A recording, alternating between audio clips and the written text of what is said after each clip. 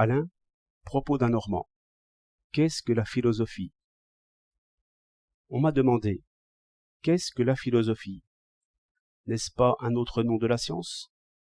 Bonne question à ronger pour les rats de Sorbonne. Au reste, on peut discuter sur les mots autant qu'on voudra, mais je crois utile de rapporter là-dessus l'opinion d'un vieil homme qui avait beaucoup réfléchi sur toute chose. La philosophie et la science, disait-il, visent les mêmes objets, mais non pour la même fin. Tandis que le savant travaille pour enrichir le fond commun du savoir, le philosophe travaille pour s'enrichir lui-même.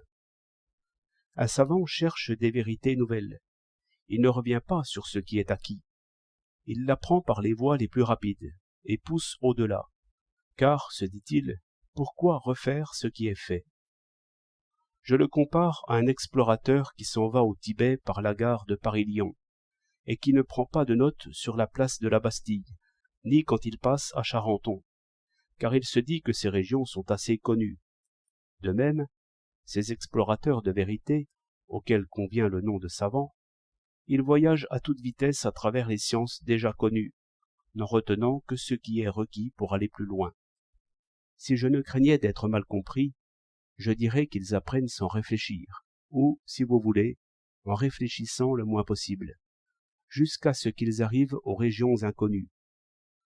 Hommes précieux, hommes ambitieux aussi, qu'il est utile de récompenser et qui gagnent bien leur récompense.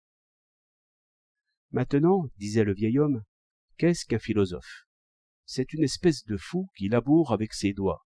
Je veux dire que c'est un singulier chercheur, qui découvre avec une peine infinie et mille scrupules ce qui est découvert depuis longtemps, comme par exemple que la Terre tourne, ou que le jour dure 6 mois au pôle, ou que les corps s'attirent selon la loi de Newton. La manie de cet homme-là, c'est proprement d'inventer de nouveau la roue, la brouette et la racine carrée.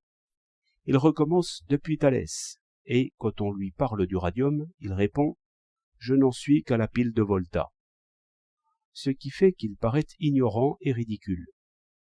Il ne l'est pourtant pas plus, à mon sens, que celui qui s'exerce à la course, car cela ne sert à rien de courir autour d'une piste, sinon à se donner de bonnes jambes.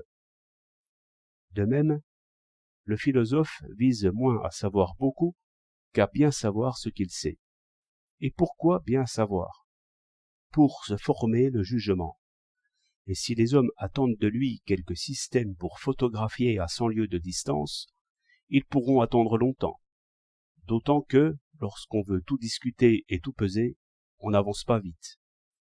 Aussi, ajoutait le vieil homme, ce genre de raisonneur passera-t-il pour paresseux et inutile, jusqu'au jour où l'on s'apercevra qu'un esprit juste n'est pas une machine moins précieuse après tout qu'un téléphone sans fil ou toute autre ficelle à couper le beurre. 25 décembre 1909.